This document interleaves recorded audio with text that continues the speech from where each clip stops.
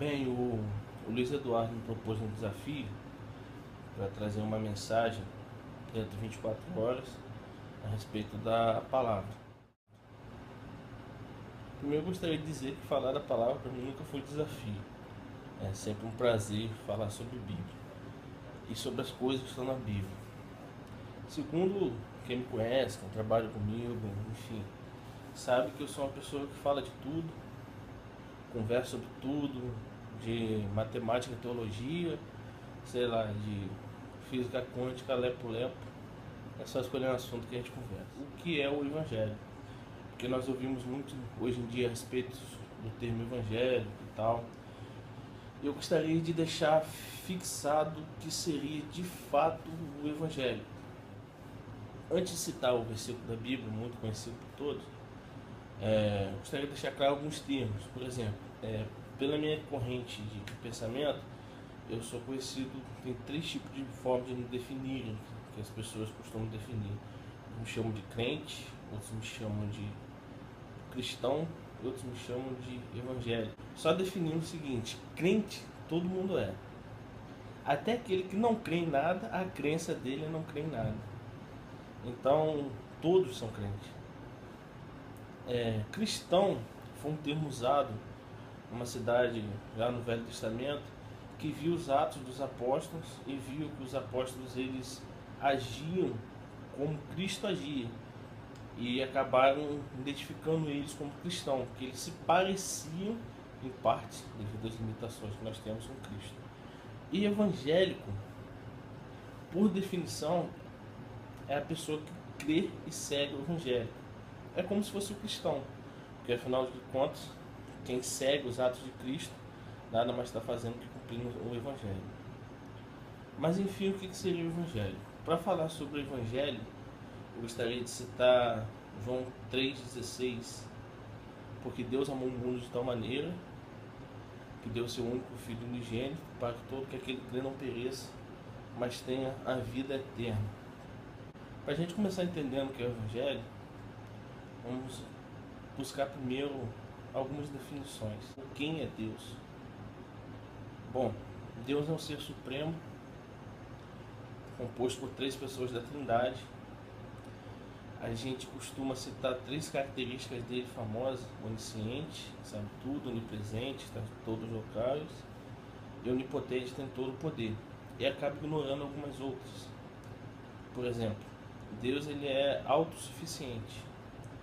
Deus ele não precisa do homem, ele não precisa dos anjos, ele não precisa de nada para ele existir. Tudo que Deus necessita é apenas dele mesmo, da pessoa da Trindade, para ele existir. Deus não carece de nada. Deus ele é autoexistente. Não sei se a palavra certa seria isso, porque ele existe por ele mesmo.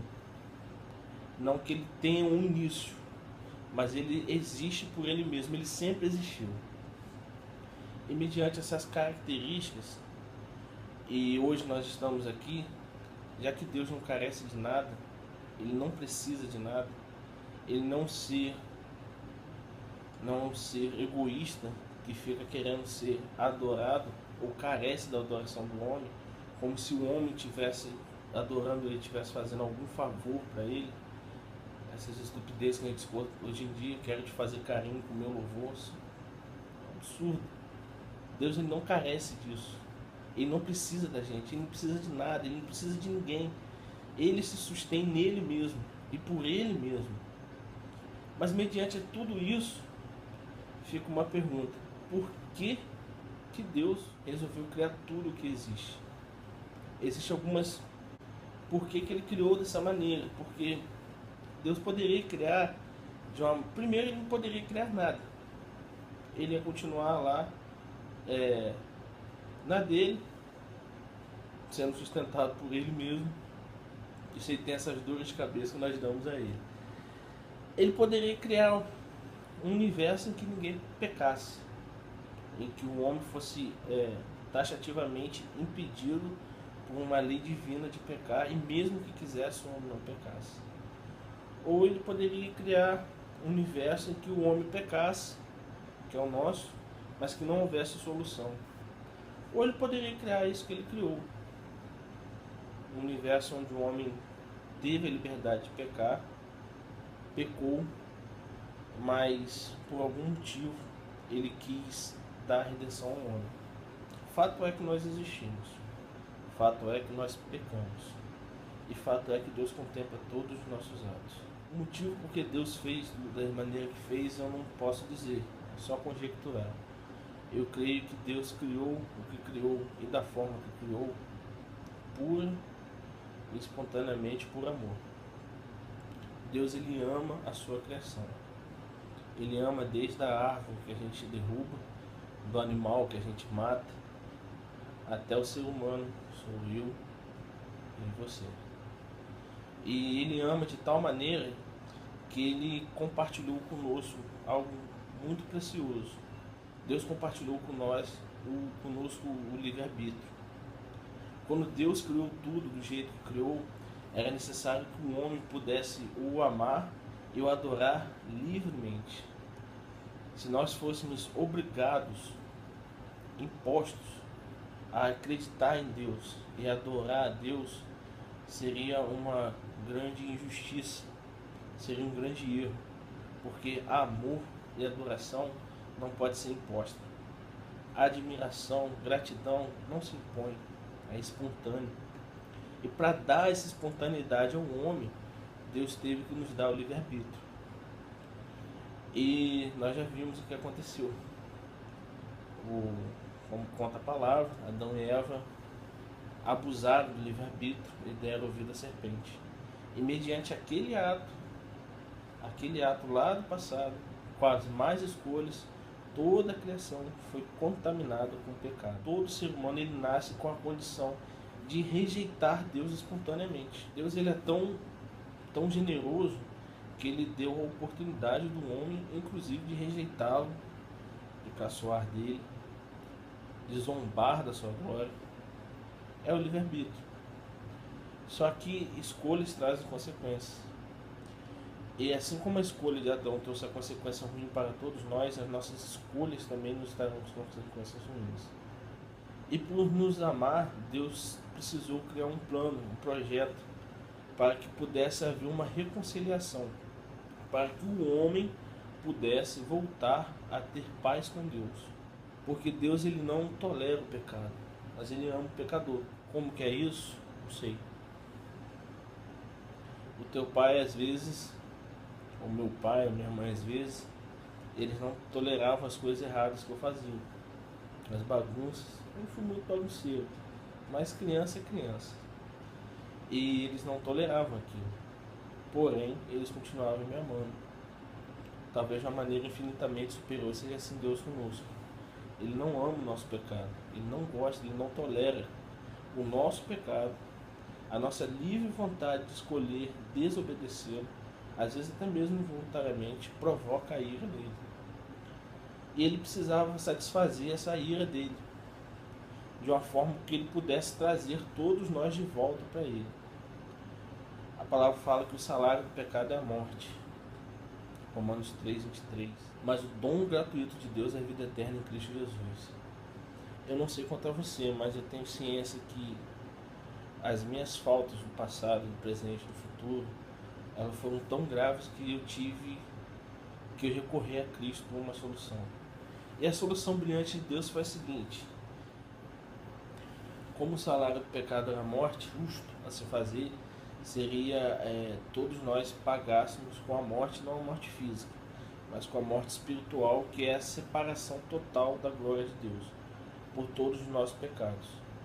Isso satisfaria a Deus. Mas Deus nos ama. Então alguém precisava pagar o preço por nós. Alguém que fosse suficientemente poderoso para enfrentar a morte e pagar o preço por nós. Esse alguém foi o próprio Deus, na pessoa de Jesus. A nossa falta foi tão grave que nós fizemos com que uma das pessoas da Trindade se separasse da Trindade, se revestisse de humanidade, descesse ao ponto servil, fizesse ato de escravo, a cerimônia de lavar pé, que Jesus fez com seus discípulos, o ato de lavar pé, era um ato de escravo na época, que era uma função de escravo.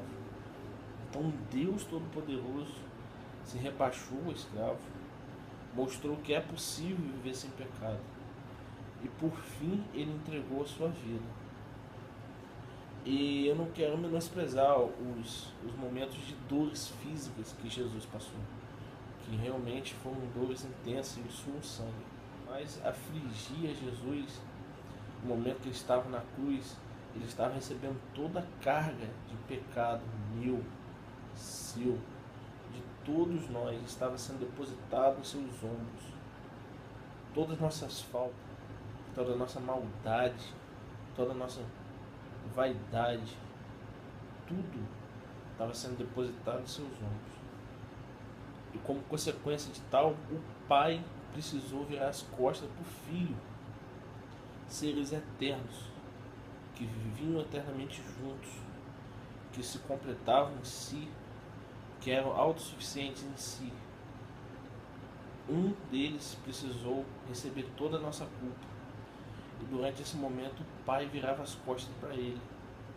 E Jesus clamava na cruz: por que me desamparaste? Porque era necessário que Deus o desamparasse. E a morte que Jesus venceu não foi apenas a morte física, que a morte física Jesus já tinha vencido antes. Ele ressuscitou Lázaro, a filha de Jairo, mas ele precisava vencer uma morte ainda maior. Ele precisava vencer a morte espiritual.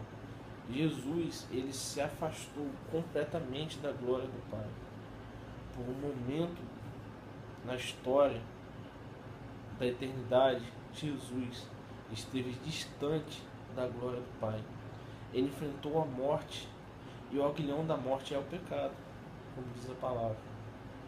E quando Jesus enfrentou a morte não teve poder sobre ele, porque Jesus não tinha pecado. Jesus venceu a morte. Vou falar até algo engraçado.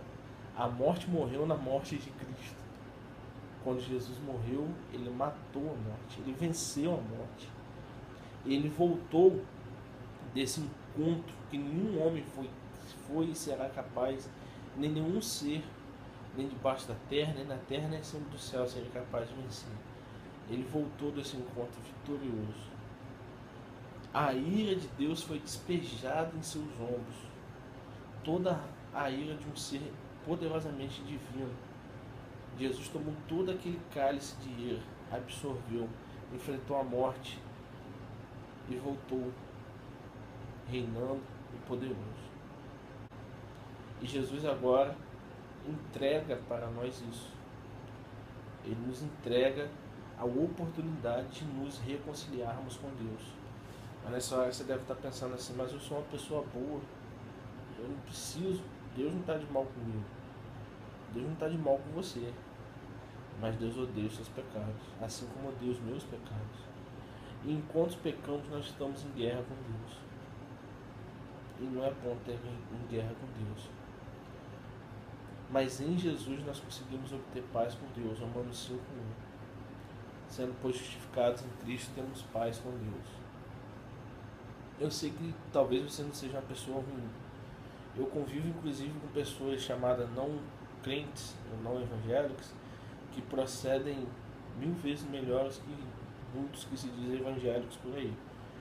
Tem pessoas que se eu tivesse uma grande posse, vamos supor que eu ganhei 1 milhão, e precisasse deixar esse dinheiro guardado com alguém, eu tenho uma gama de amigos que são não crentes, que eu poderia confiar esse dinheiro, e tem uma gama de crentes que eu tenho certeza que se eu desse dinheiro eu não veria mais.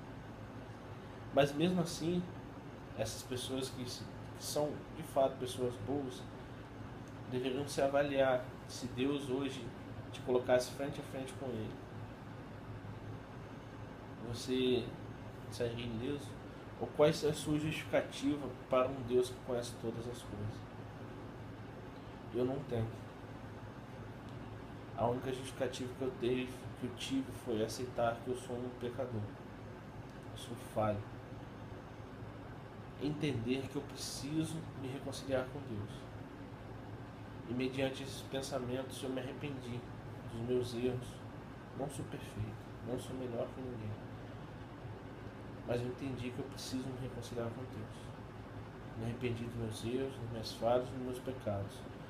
E me justifiquei pedindo a Deus que o amor dele em dar Jesus por mim pudesse me fazer não perecer, mas obter a vida eterna nele. A partir de hoje você não pode dizer que você não sabe mais o que é o Evangelho.